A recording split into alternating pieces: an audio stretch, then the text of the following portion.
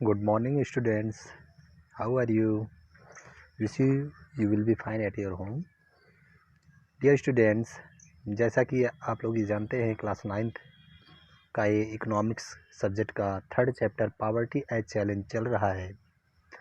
बेटा, आपके इस चैप्टर में जो भी हाइपोथेसिस आपको क्लियरिटी करना है वह आपको एक चैलेंज जो पॉवर्टी है, एक इकोनॉमी का एक बहुत बड़ी क्राइसिस है, इसको अच्छी तरह से समझना है कि पॉवर्टी कैसे हम लोग एक चुनौती के रूप में एक्सेप्ट करते हैं।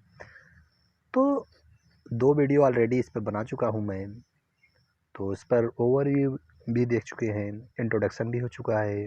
कल की वीडियो में जो भी टाइपिकल केस हैं पॉवर्टी के, चाहे अर्बन के हों चाहे रूरल के हों, वो आपका अर्बन केस कल डिस्कस हुआ था, जिसमें हम लोग राम शरण एक आदमी है जो कि घर का मुखिया है,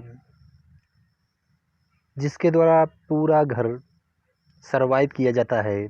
उसके 4 बच्चे हैं और राम शरण की वाइफ भी है। तो इसमें इस केस में ये दिखाया गया है कि 1500 रुपीज़ पर मंथ पर जो राम शरण एक व्हीट फ्लोर मिल पर झारखंड के रांची में काम करता है, उसी बगल में, तो वह इतने मिनिमम वेज पर एम्प्लॉयमेंट कर रहा है, जबकि उसके जो फैमिली मेंबर हैं, उसके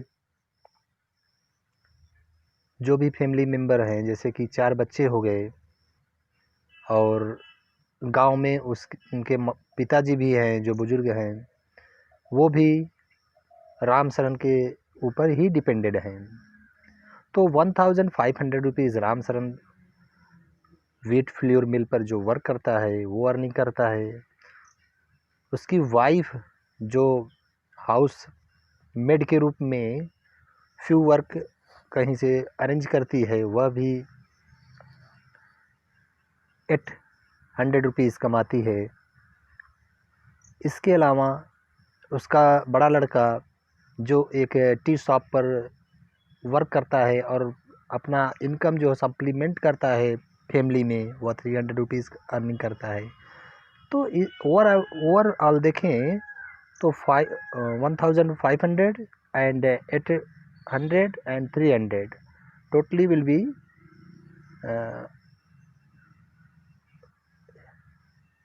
2600। तो बेटा, इसमें ये हमें ध्यान देना है कि जो भी पॉवर्टी लाइन चाहे अर्बन केस में डिटरमाइंड की गई हो चाहे रूरल केस में, उसके अकॉर्डिंग परिवार में टोटली इनकम कितना आ रहा है। तो पर इनकम पर पर्सन पर इनकम पर डे, पीपीपी, पर पर्सन और पर इनकम पर डे जो भी डिस्ट्रीब्यूट किया गया है, जो कि एक क्राइटेरिया बनाया गया है, जो आगे हम लोग देखेंगे, जिसमें पहले ही समझ लेते हैं, क्योंकि पॉवर्टी लाइन बहुत इसेंशियल टॉपिक है। पूरा आपका कॉन्सेप्ट इसी जो है टॉपिक से ही क्लियर हो जाएगा कि पॉवर्टी लाइन के बेलो कौन सी फैमिली बिलोंग करती है, पॉवर्टी लाइन के अबव कौन सी फैमिली बिलोंग करती है। जो पॉवर्टी लाइन के बेलो हैं वो पुअर फैमिली कहे जाते हैं, और जो ऊपर है वो रिचेस्ट फैमिली से बिलोंग करने वाले कहे जाते हैं।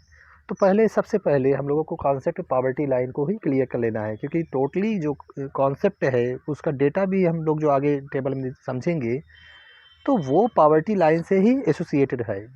तो चलिए पहले पॉवर्टी लाइन देखते हैं, फिर अर्बन केस और रूरल केस में जो भी हो, राम शरण की स्टोरी हो चाहे लखा सिंह है, उसका जो भी कॉन्सेप्ट होगा उसको कंक्लूड करेंगे। तो आज पॉवर्टी लाइन, ठीक है, क्योंकि ये बहुत ध्यान से समझने योग्य है। इससे आपका टोटली जो भी मेजरमेंट है, जो भी क्राइटेरिया, मल्टी डायमेंशनल जो भी फैक्टर आते हैं, ये इसी से ही क्लियर हो जाता है। तो चलिए पॉवर्टी लाइन को समझते हैं कि कौन सी एक लाइन है जो सोशल साइंटिस्ट के द्वारा ये खींच दी गई है और इसकी अकॉर्डिंग ही हम इसको कैटेगराइज करते हैं कि कौन से लोग पुअर फैमिली में जाएंगे और कौन रिचेस्ट फैमिली में से संबंधित होते हैं। चलिए पॉवर्टी लाइन देखते हैं। ये पॉवर्टी लाइन एक ऐसी लाइन है जिसके नीचे रहने वाले लोग जो भी मल्टी डायमेंशनल है उसकी स्कैर्सिटी फेस करते हैं, तभी तो चैलेंज बनती है। तो जो भी फैसिलिटीज़ है, जो भी इसके डायमेंशनल हैं, उसकी फुलफ़िल न होने पाने पर ये लोग पुअर फैमिली में आ जाते हैं। तो इसमें क्या क्या था कल मैं डिस्कस कर दिया था कि पॉवर्टी वह है जो हमें जो फैक्टर हम लोग फुलफ़िल नहीं कर पाते, उसको कंज्यूम नहीं कर पाते, उसकी हमें कमी महसूस होती है, तो हम लोग पुअर कैटेगरी में डाल दिए जाते हैं। तो क्या था कल मैं बताया था, एजुकेशन था, हेल्थ था और आपका न्यूट्रिशंस था जो भोजन के द्वारा मिलता है आपको कैलोरी, और कपड़ा है, स्वच्छता है, सैनिटेशन होना चाहिए, प्योर जो ड्रिंकेबल वाटर सप्लाई होना चाहिए, और बहुत सारे ऐसे फैक्टर हैं जो पॉवर्टी लाइन के नीचे लोगों को उसमें बने रहने के लिए मजबूर कर देते हैं। तो चलिए पहले पॉवर्टी लाइन देखते हैं, फिर ऑटोमेटिकली आपको टोटली इसका पूरा कॉन्सेप्ट क्लियर हो जाएगा। पॉवर्टी लाइन क्या है? At the centre of the discussion on poverty is usually the concept of the poverty line. जो एक सेंटर डिस्कशन होने वाला है, एक टॉपिक जो डिस्कशन हम करेंगे वह क्या है? पॉवर्टी पर फिर से समझते हैं। Poverty line at the centre मतलब कह रहा है कि जो भी लाइन खींचते हैं वो क्या है, वो सेंटर मान लिया जाता है। लाइन मतलब सेंटर यहाँ कह रहा है। At the centre of the discussion, अगर एक लाइन जो खींचते हैं और उसी पर पूरा कॉन्सेप्ट बनाते हैं, उस पर डिस्कशन करते हैं, चर्चा करते हैं, on poverty is usually the concept of poverty line.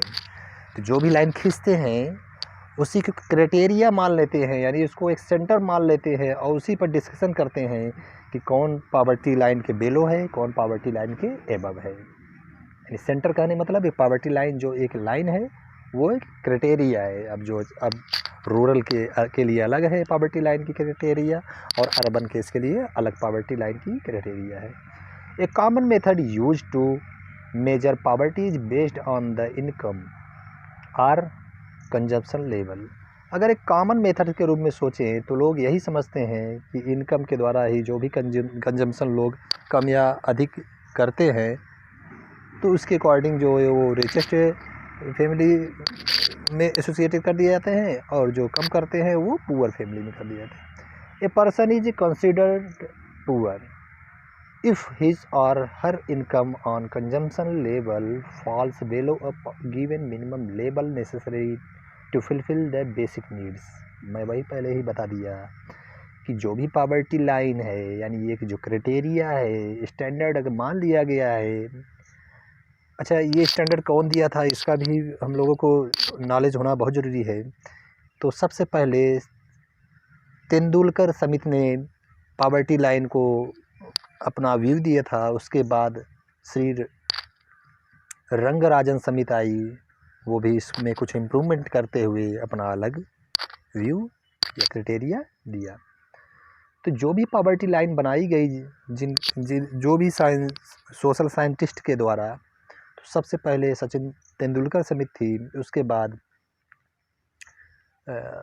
Rangarajan समिति आई जो पॉवर्टी लाइन को एक स्टैंडर्ड के रूप में अपना व्यू दिया।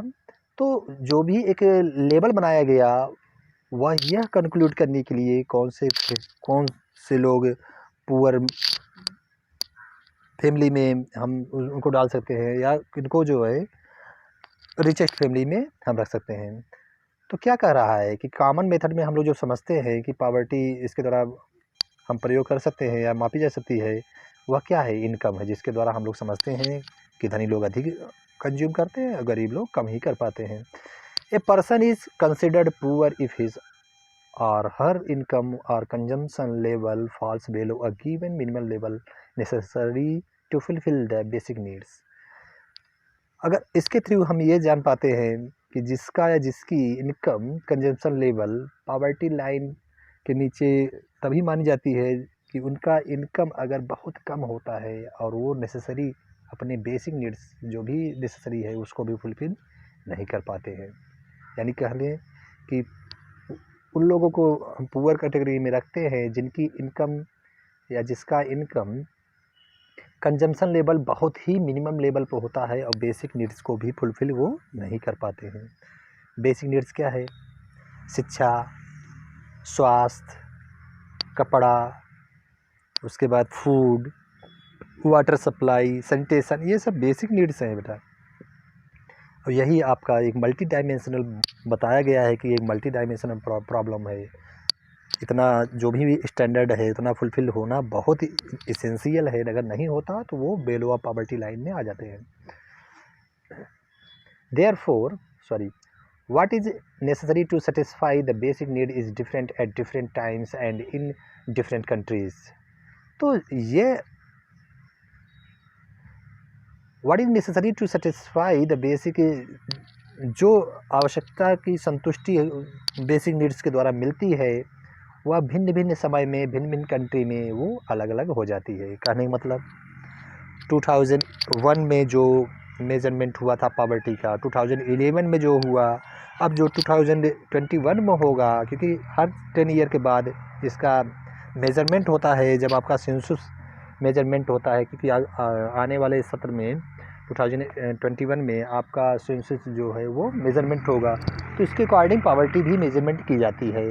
तो महंगाई या जो पहले इतनी डियरनेस नहीं थी यानी सस्ताई थी, उसके अकॉर्डिंग पॉवर्टी लाइन को मिनिमम रखा गया था। लेकिन अब जैसे से महंगाई बढ़ रही है उत्तरोत्तर, वैसे पॉवर्टी लाइन भी इंक्रीज होती जा रही है, वो भी डियरनेस के कारण बढ़ती दर से बढ़ती जाती है। यानी आगे 2021 में अगर महंगाई अभी तो नहीं कह सकते, लेकिन अगर बढ़ती है तो उसका जो भी स्टैंडर्ड होगा, क्राइटेरिया होगा कि रूरल के लिए क्या रखा जाए पॉवर्टी लाइन और अर्बन के लिए क्या रखा जाए, वो भी डिफ़र हो जाती है।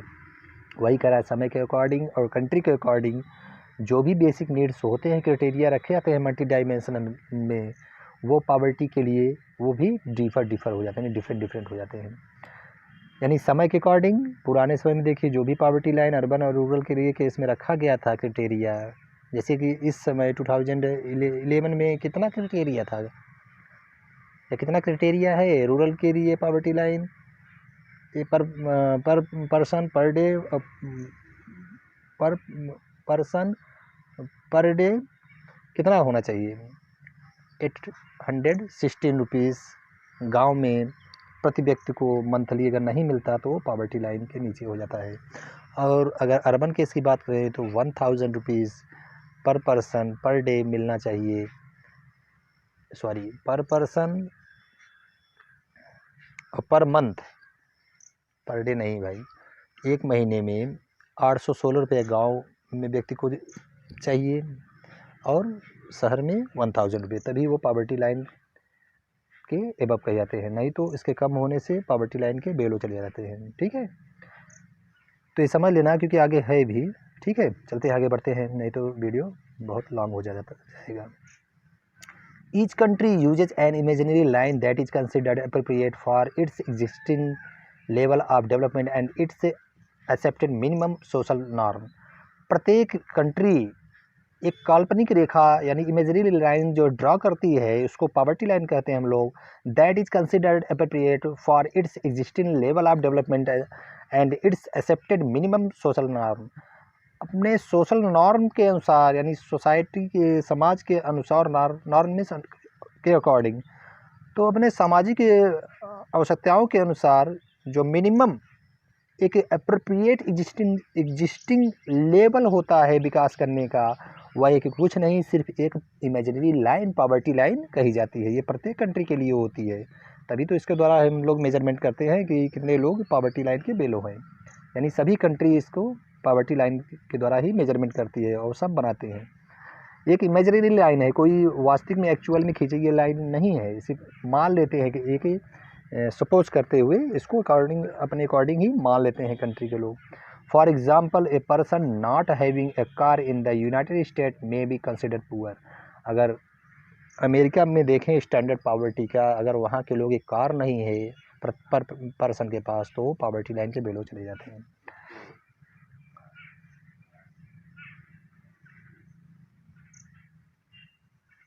इन India owning for a car is still considered a luxury. लेकिन इंडिया की बात करें, वो तो डेवलप्ड कंट्री था, यूएसए डेवलप्ड कंट्री है यानी विकसित देश है।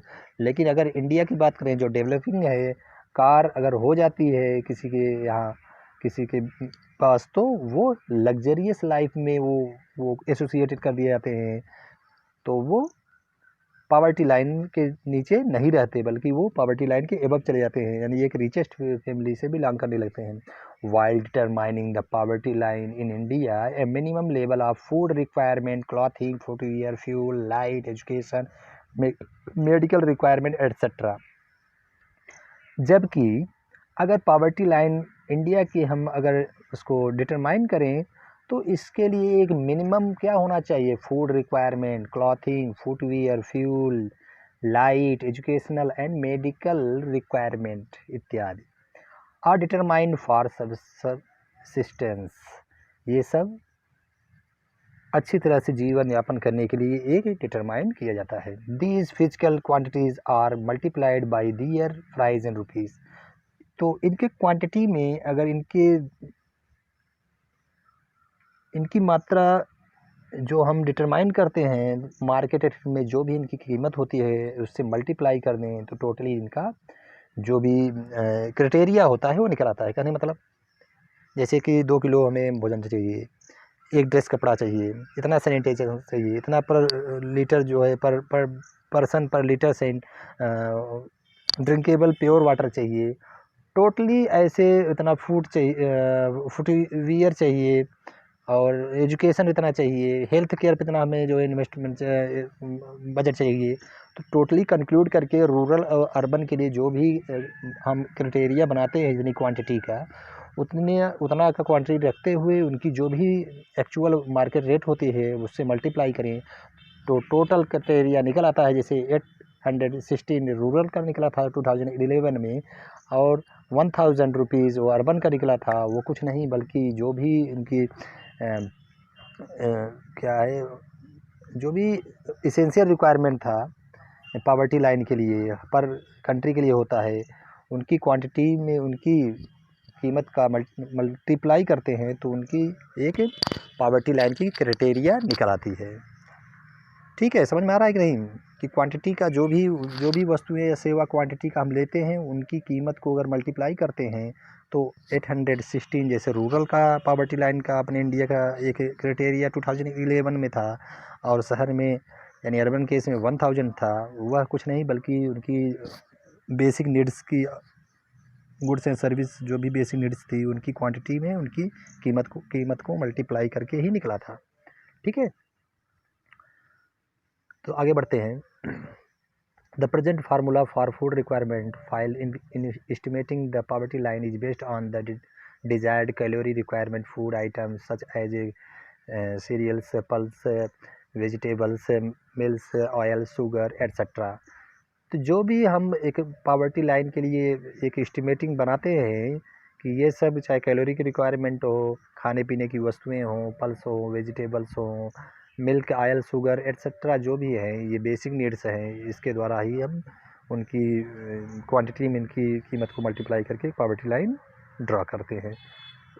ये एक्चुअली ये एक इमेजिनरी लाइन है जो पर कंट्री के अकॉर्डिंग डिफर हो जाती है। Together provides these needed calorie, इसके साथ साथ जो भी प्रोवाइड किया जाता है कैलोरी वो भी बहुत इसेंशियल है। The calorie needs vary depending on age, sex and the type of work that a person does.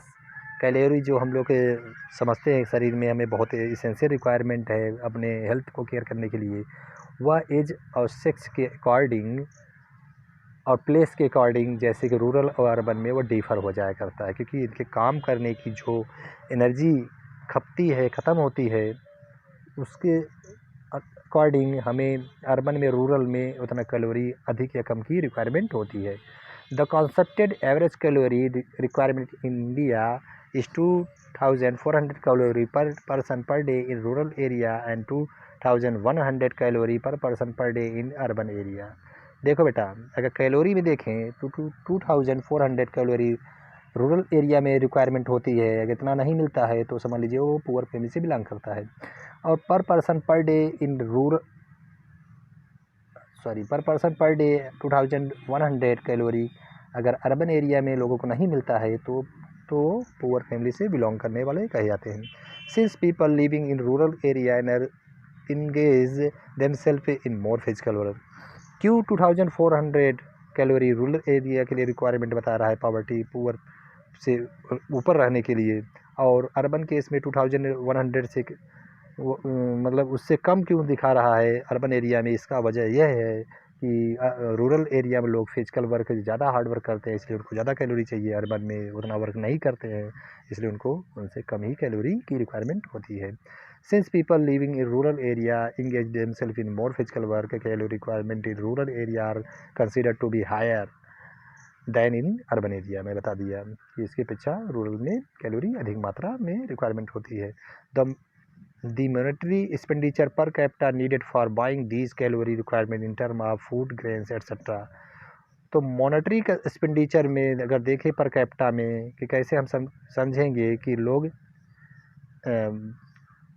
Rupees के अकॉर्डिंग कौन व्यक्ति पुअर फैमिली से बिलोंग करते हैं या रिचेस्ट फैमिली से, तो इसको हम लोग is revised periodically taking into consideration the rise in prices। यह समय समय पर रिवाइज किया जाता है क्योंकि ये बदला जाता है महंगाई के अनुसार। तो इसके अकॉर्डिंग जो हम लोग इसकी क्वांटिटी में अगर इनकी कीमत में मल्टीप्लाई करके इसका टोटली इनकम निकालते हैं तो क्या होना चाहिए? On the basis of these calculation for the year 2011-12 the poverty line for a person was fixed at 816 per month for rural areas and 1000 for urban areas।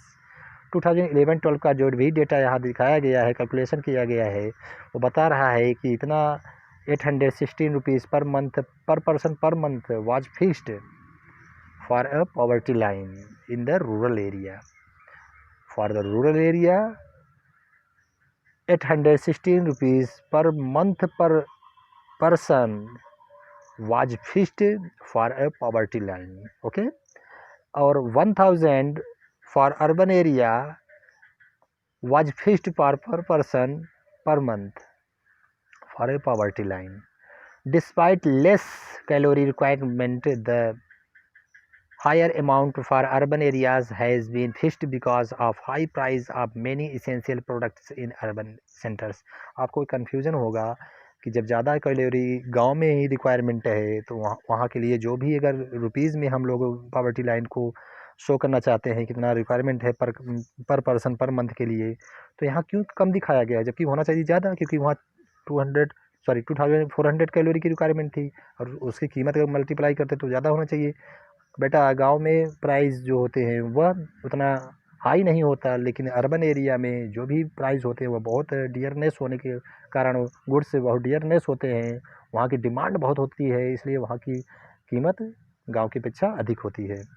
क्योंकि टोटली जो भी प्रोड्यूस होता है, चाहे जो भी सीरियल्स हो, ग्रेन हो, वो गांव से ही प्रोड्यूस होकर जाते हैं और वहाँ पॉपुलेशन इतनी अधिक होती है कि क्वांटिटी के सप्लाई कम हो पाती है, डिमांड अधिक होती है, इसलिए कीमत अधिक हो जाती है। यानी मांग अधिक की सप्लाई कम, तो कीमत ऑटोमेटिकली एराइज हो जाता है। इसलिए वहाँ पर महंगाई अधिक होने से कहाँ पर? अर्बन एरिया में। वहाँ के लिए अगर रुपीज़ में देखें तो पॉवर्टी लाइन 1000 होता है। गांव में महंगाई इसलिए कम है क्योंकि वहाँ हर चीज़ प्रोड्यूस होता है, सप्लाई अधिक मांग कम, इसलिए कीमत घट जाती है।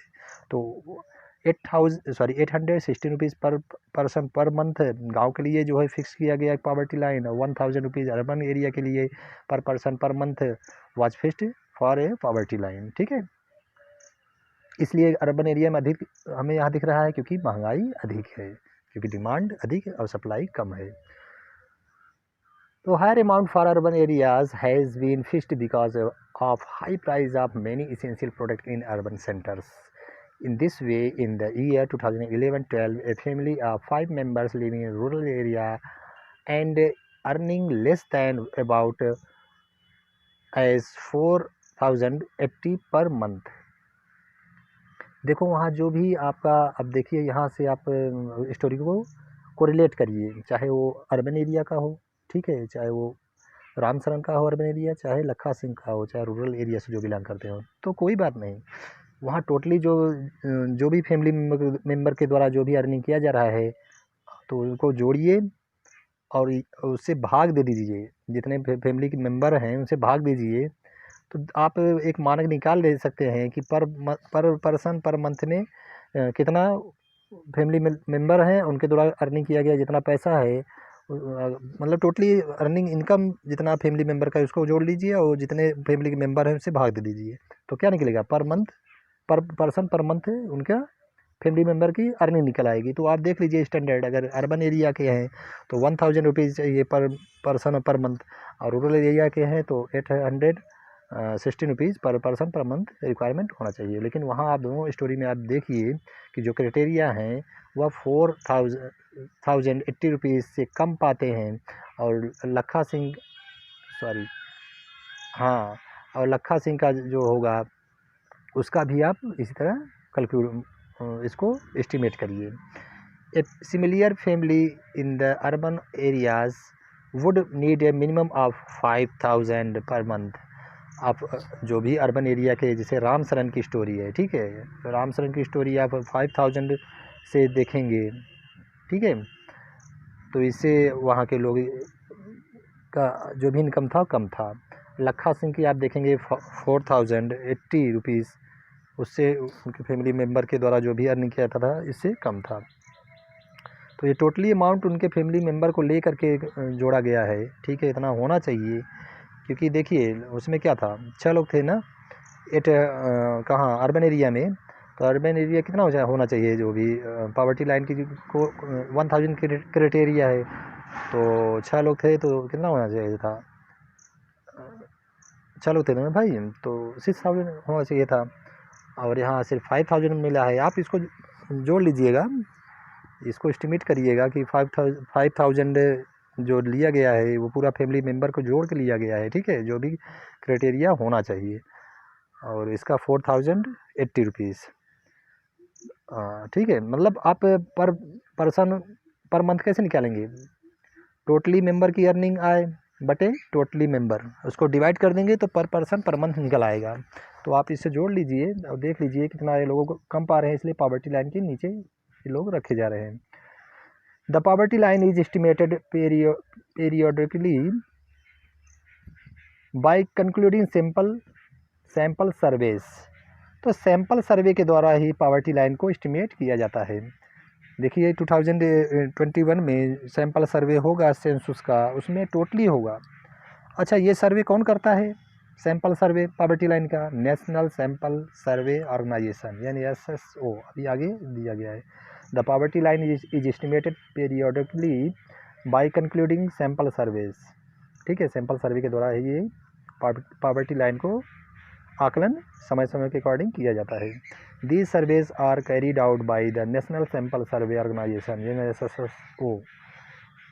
However, for making comparisons between developing countries, many international organizations like the World Bank use a uniform standard for the poverty line. देखिए, एवरी कंट्री, प्रत्येक कंट्री अपने अपने डेवलपमेंट के अकॉर्डिंग जो भी सेंसस होता है वो पॉवर्टी लाइन को एक स्टैंडर्ड मानक देते हैं। लेकिन अगर हम वर्ल्ड बैंक की बात करें, जो सब कंट्री के लिए बनाया गया है, बता रहा है कि however for making comparison between developing country के बारे में बताया गया है। हाउएवर, तथापि, for making comparison between developing country के बीच में कंपैरिजन बनाने के लिए मेनी इंटरनेशनल ऑर्गेनाइजेशन, बहुत से जो भी इंटरनेशनल ऑर्गेनाइजेशन है, संघ हैं, जैसे वर्ल्ड बैंक है, use a uniform standard for the poverty line. एक यूनिफॉर्म स्टैंडर्ड पॉवर्टी लाइन के लिए बनाया। Minimum availability of the equivalent of $1.90 पर पर्सन पर डे। ये 2011 का पर पर्सन पर डे जो भी क्राइटेरिया बनाया गया है डेवलपिंग कंट्री के लिए, वो कितना है? 1.90 पर person per day American dollar. ठीक है, तो बेटा ये आपका यहाँ पर टॉपिक ख़त्म होता है, जो कि बहुत ही इम्पॉर्टेंट, बहुत ही इसेंशियल सिग्निफिकेंट टॉपिक था, जो कि पूरा ये आपके चैप्टर का पॉवर्टी या चैलेंज का एक जिस्ट है। इसको आप बहुत अच्छी तरह से समझिए। और दोनों स्टोरी, चाहे वो लखा सिंह की रूरल एरिया की हो, चाहे राम शरण की अर्बन एरिया की हो, ये टोटली फैमिली मेम्बर जो भी गुड्स या सर्विस रिक्वायरमेंट होती है, बेसिक नीड्स होती है पॉवर्टी के मतलब बहुत बेसिक नीड्स होती है, अगर नहीं मिल पाती वो पॉवर्टी लाइन के नीचे चले जाते हैं, बिलो पॉवर्टी लाइन के में आ जाते हैं। तो ये कौन कौन सी गुड्स हैं और उनकी कितनी क्वांटिटी की रिक्वायरमेंट होती है, जो क्वांटिटी हम लेते हैं बाज़ार में उनकी क्या रेट होती है, उनकी मल्टीप्लाई करते हुए जो क्राइटेरिया 860 रुपीज़ रूरल के लिए बनाया गया है, 1000 रुपीज़ जो अर्बन के लिए बनाया गया है, वो क्या है? यानी पर पर्सन पर डे, सॉरी पर पर्सन पर मंथ एक मानक बनाया गया है। अगर नहीं मिलता तो पॉवर्टी लाइन के नीचे चले जाते हैं हम लोग। अच्छा, अगर कैलोरी में देखें तो अर्बन एरिया के लिए कितना था? 2100 कैलोरी रिक्वायरमेंट थी पर पर्सन पर डे। और रूरल एरिया में 2400 कैलोरी रिक्वायरमेंट थी फूड की। अगर उतना नहीं मिलती तो हम लोग ये सब कैलोरी की मानक जो है पर पर्सन पर डे है, और रुपीज़ की जो मानक है पॉवर्टी लाइन की वो पर पर्सन पर मंथ है। ध्यान देना है, ठीक है, बहुत अच्छी तरह से इसको कॉन्सेप्ट बनाना है, क्योंकि ये आप पॉवर्टी लाइन समझ लीजिए तो समझ लीजिए आपका पूरा चैप्टर आपको मैं कंक्लूड करा दूंगा और अच्छी तरह से आपको याद आ जाएगा। तो चलिए, ये टॉपिक बहुत बड़ा हो गया पॉवर्टी लाइन, फिर भी इस पर कल भी थोड़ा बहुत डिस्कशन मैं करूँगा। और टोटली आपको ये कंक्लूड करते हुए जो भी इसका डेटा है, चाहे दोनों स्टोरी का मेंबर में जितनी अर्निंग हो रही है, जितना इनका होना चाहिए मानक पॉवर्टी लाइन के ऊपर होने के लिए, कल मैं इसको आपको कैलकुलेशन करते हुए बता दूंगा कि कितना ये पॉवर्टी लाइन इसलिए ये नीचे रखे गए हैं। तो चलिए ठीक है, इतना आज पढ़िए, बहुत अच्छी तरह समझिए पॉवर्टी लाइन को।